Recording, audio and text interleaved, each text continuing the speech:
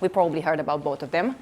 In order for us to understand them physically, I would like for us to get up and do a few exercises. All these exercises are, I wanted to make a QR code for you to have it, but I'm going to have to send it on the group because I couldn't do the QR code.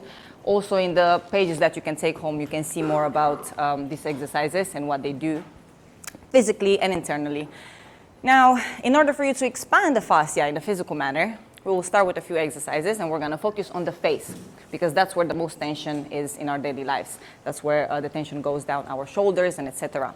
So the first exercise that we're going to do is we're going to take our thumbs, yeah?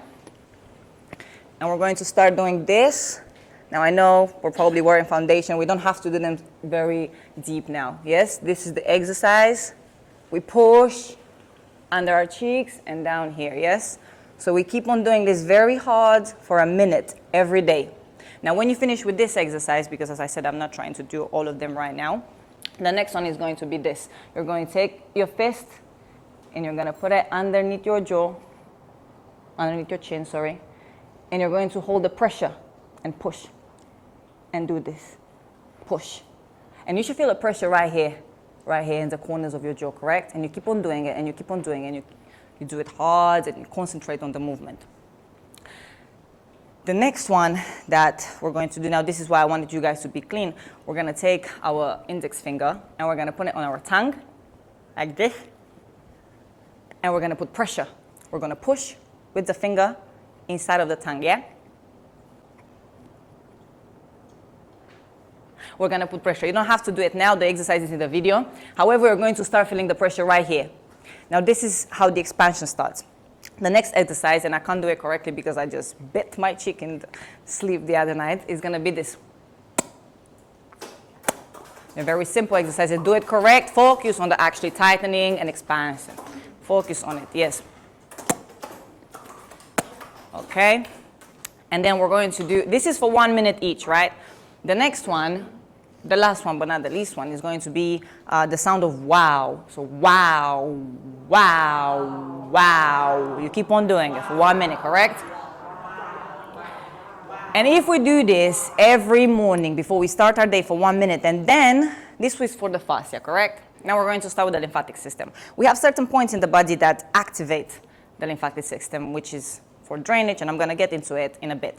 Now the points are here, right here, right here, right here, yeah, here, right here, right here, and right here.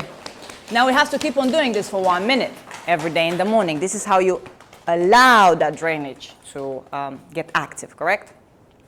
Okay, so I'm gonna get into it. The reason why I got some papers is because I promised Anastasia that I'm not gonna get too much into it, and this is my problem.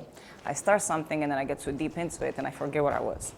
So as I said, we're talking about the fascia, and you can sit down if you want. And I'm not quite sure if this is such a common discussion in the biology world and in our society. The fascia, what is the fascia and how can that really help in our business? Why does it matter? So what if true growth isn't becoming more, but getting rid of what restricts us? The relationship between our bodies and the person that lives inside that body is one of the most fascinating and important relationships that is in the studies of nature. And people don't realize this, but the body you live in will make the impact that you have in your reality. So the body that we choose to live in has an impact on our reality. And most of our mental and emotional additives come from this, how can I call it? Physical inconvenience. You have a physical inconvenience, and that's why your mental and your emotional starts to change, right? Now, people are obsessed with growth, right? We want more money and more health and more growth and more abundance. And we don't stop to ask ourselves if that is really what we need.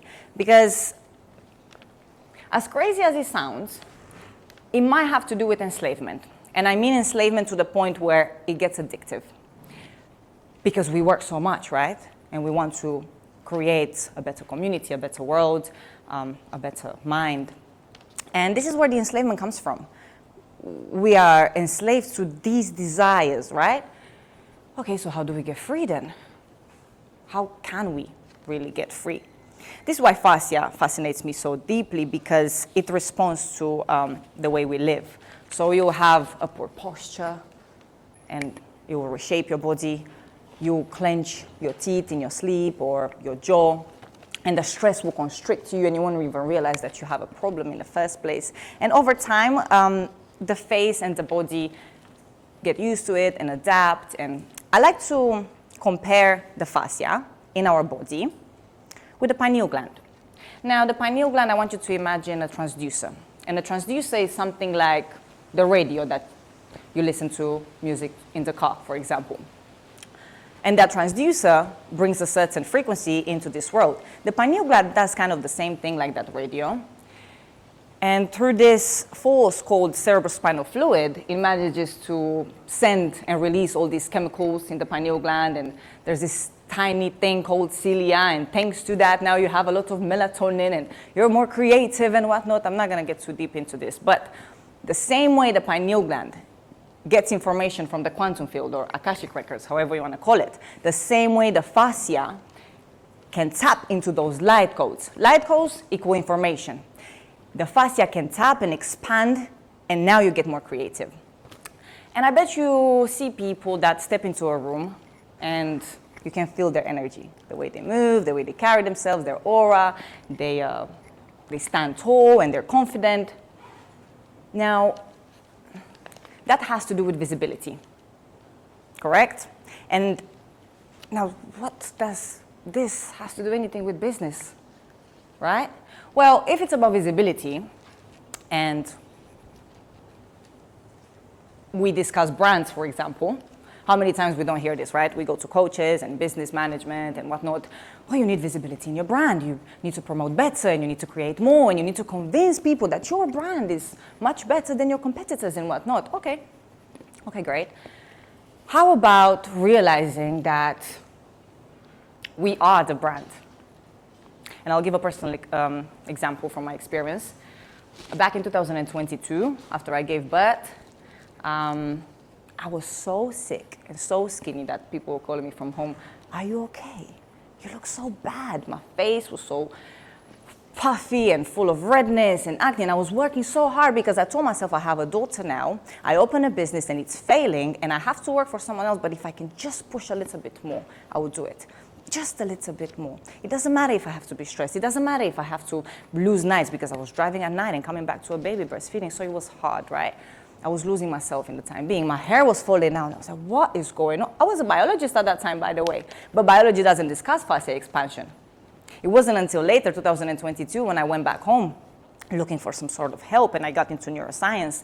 And I don't have a degree or diploma in neuroscience, but I started to read the work of different doctors. And they were talking a lot about this fascia expansion and whatnot.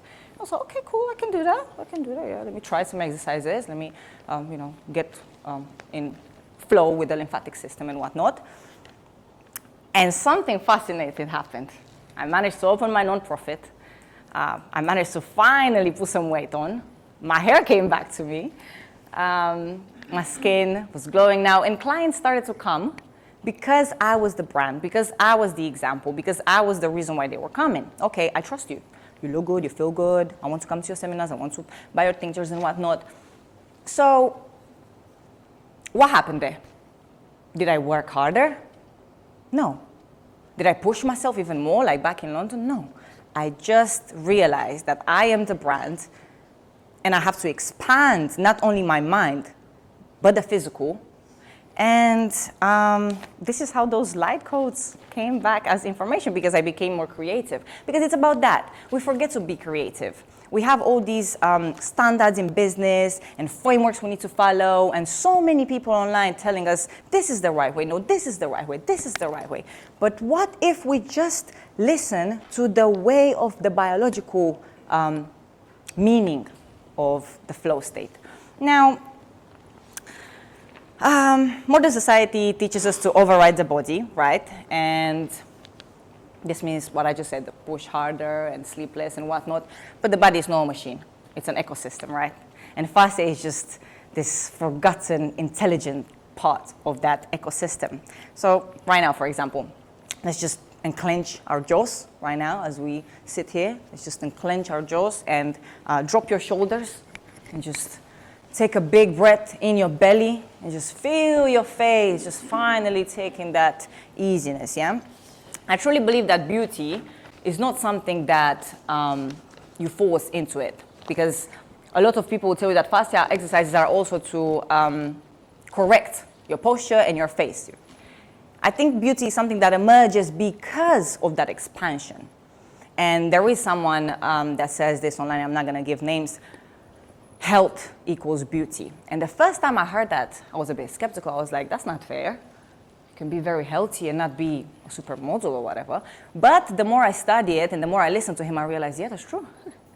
Health equals beauty, because you are in shape and your face looks different and you feel different from within. And because you feel different from within and because you feel like you're beautiful, the other people see that too. Yeah?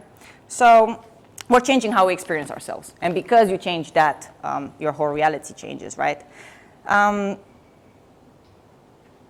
So I wrote here something that says obsessed with becoming and how exhausted we are, but not because we're not capable of doing more, but just because we're not in tune with the biological structure, right? I'll give an example. I go to pick up my daughter from school, and the teacher always comes in. Mama Rhea, how are you? Nene no good today. She doesn't want to go inside. All she wants to do is just play outside and run and move. And I'm proud. That's my answer all the time. I'm proud. That's good, right? She's just doing what we're supposed to do with our bodies, right? So what does this tell you? This tells you that we've been programmed. We've been programmed for a very young age to sit still. You're not allowed to move. You have to stay in your bench for 6-7 hours as a child. If you want to go to the bathroom or eat, you have to ask for permission. And then we arrive as adults in our 9-to-5 jobs in the office, and we sit on that chair, and we don't even question it normal because it's normal, right? It's normal.